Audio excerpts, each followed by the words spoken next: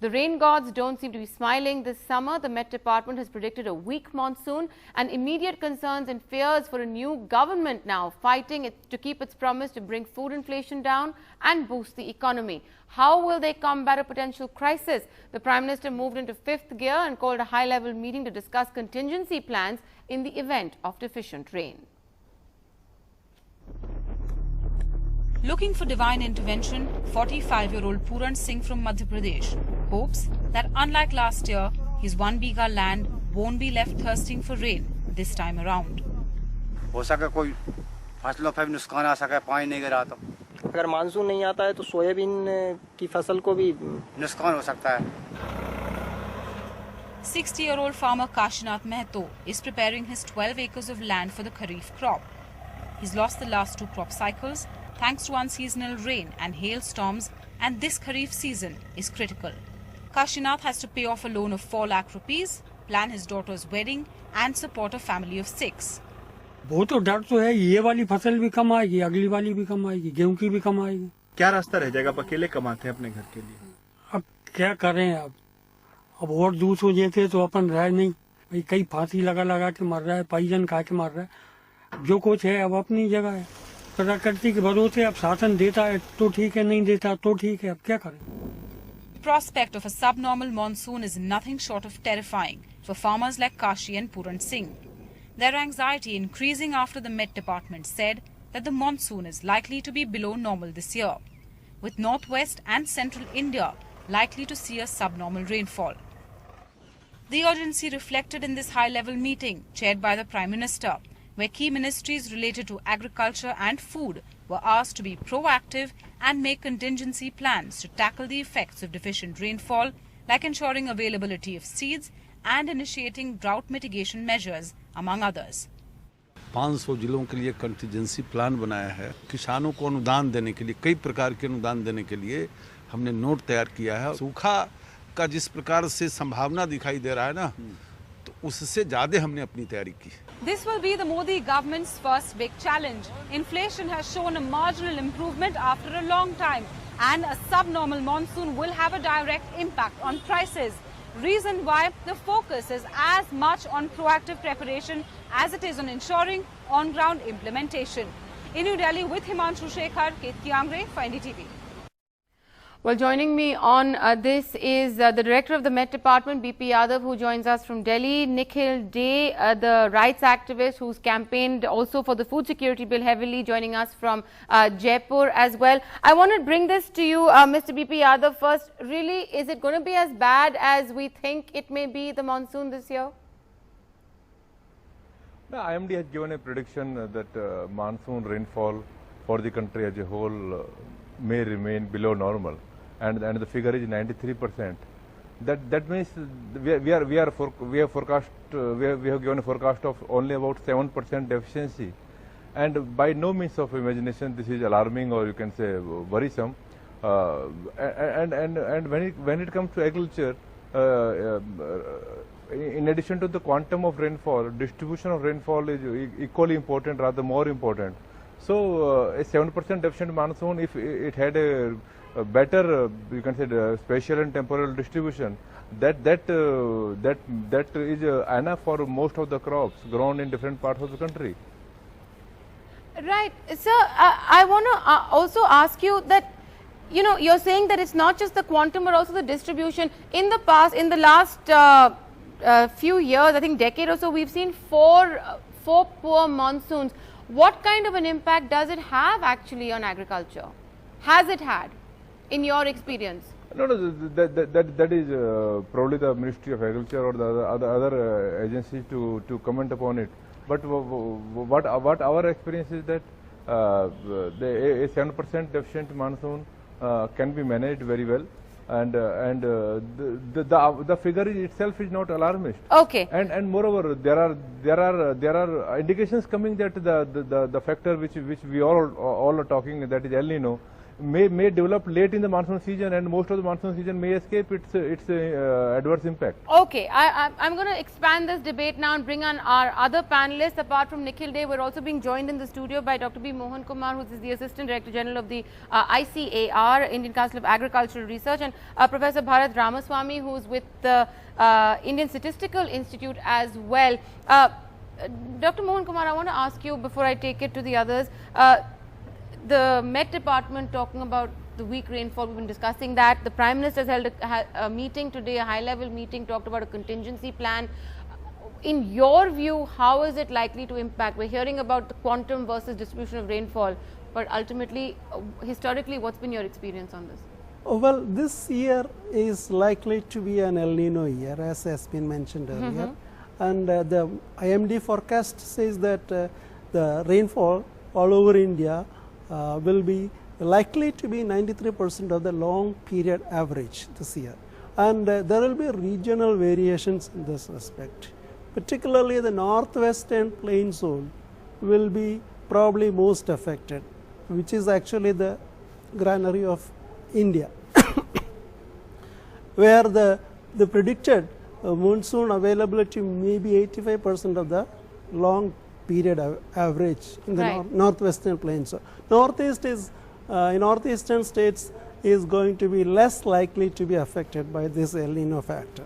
Again, June there may be reduced rainfall all over India, and it has been said that there has been a reduction to the tune of about 44% rainfall during the month of June.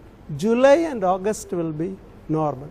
September may be an El Nino year. Because of that, September there will be reduced rainfall availability. But the point you made about how the northwest is likely to get impacted by the deficient rainfall, that's and the granary of being the granary, that's that right. is a cause of concern. Well, really, the northwestern plain zone is an irrigate. In India, we have about 45% of the total net cropped area is irrigated. Right. The net cropped area is 142 million hectare, and the northwestern plain zone actually is predominantly irrigated zone. So the impact is less likely to be there. To be felt. All right, Nikhil Dey, I want to bring this to you as well.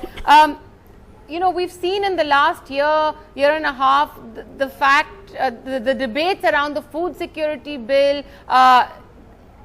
You've seen them play out. You've been an activist. Now we're looking at a deficient monsoon. We're looking at a new government who's got a lot on its plate as far as reviving the economy is concerned, also reviving agriculture is concerned.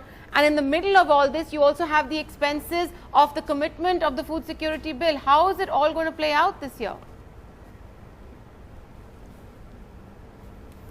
Yeah, so it's really strange that the problems of the economy and the country are being placed on those tiny bits of expenditure that have been taken out for the poor. I mean, NREG is now 0.5% of GDP, and all these right-wing economists are busy attacking NREGA. Food security bill, nothing has been really spent on so far, and the burden, the so-called burden of it, is only a tiny additional amount. It is actually much more of a management exercise.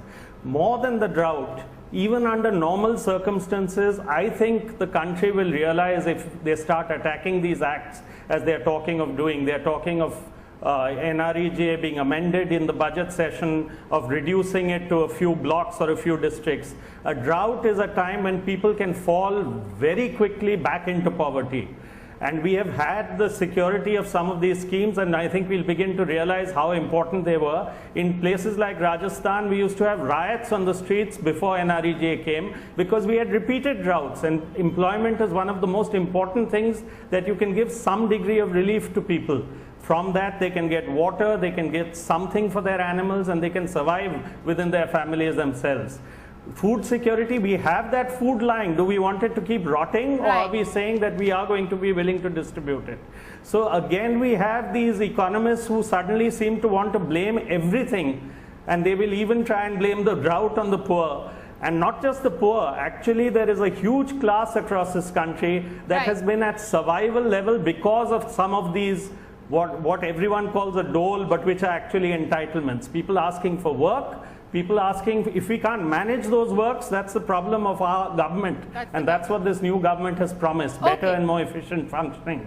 But it should not undermine these schemes at all. Okay, let's get Professor Ramaswamy in also on this. Professor Ramaswamy, you've heard the panelists so far. You've also just heard Nikhil Dey speak. The government has gone into sort of an urgent contingency plan mode. They're talking about at least for 500 districts to get sort of to ensure that the sort of low rainfall isn't going to impact those in terms of food distribution as well. But we're already seeing food prices rise. It's, you know, Nikhil Dey is making the point, these are small percentages of the total exchequer, and yet they become the focal point when there is a weak monsoon. I think the challenge has to be made on multiple fronts. First, about prices. I think we have about 60 million tons of grain as stocks, and it's important to manage that effectively.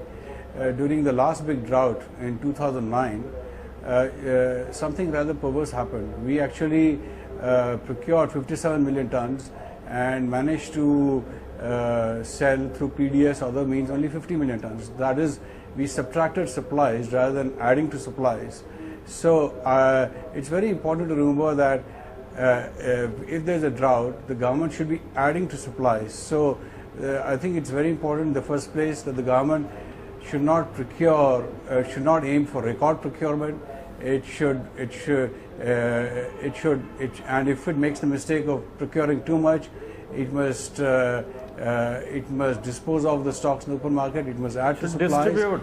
And I agree with Nikhil Dey that there should be since drought implies a loss of income and livelihoods, I think the government should emphasize NREGA this year if there's a drought. Right. Okay. Dr. Mohan Kumar, come in on what Nikhil Dey and Professor Ramaswamy are saying. Well, I agree that what Professor Ramaswamy said, there is a massive buffer stock to the tune of about 62 million tons of food grains with the government. Right. So there should not be any real major concern with respect on the food front. And again, the government, as you also mentioned, the government has put in place contingency plans for. So why are prices rising already? It's not a question, not because of lack of availability. Availability is there, government has got massive buffer stocks available. So maybe because of inflation, there may be some rise in food inflation also may be occurring. But in general, because of this drought-like situation that we are going to experience this year, there may not be any major negative impact by this drought-like situation alone. So there should not be any major concern with respect to the agricultural production this year. That's my point, my limited point. Okay. Nikhil Dey, I want to ask you what the two experts here, Professor Ramaswamy and Dr. Mohan Kumar, are also saying. The issue of prices rising already, I mean, today we're talking about onions, the onion exports may be stopped, onion prices are rising yet again. Are these also being driven by fear when we look at reports of a weak monsoon? It hasn't hit yet. We don't know how it's ultimately going to pan out, which areas will or won't get rain, as the Met Department is saying, and yet we're all reacting to this.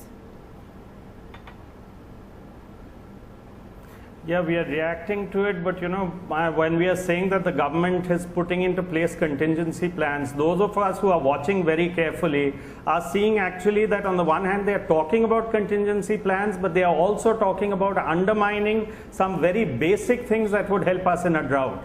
That just today the Minister of Rural Development has held a meeting where he said they want to amend NREGA or undermine it.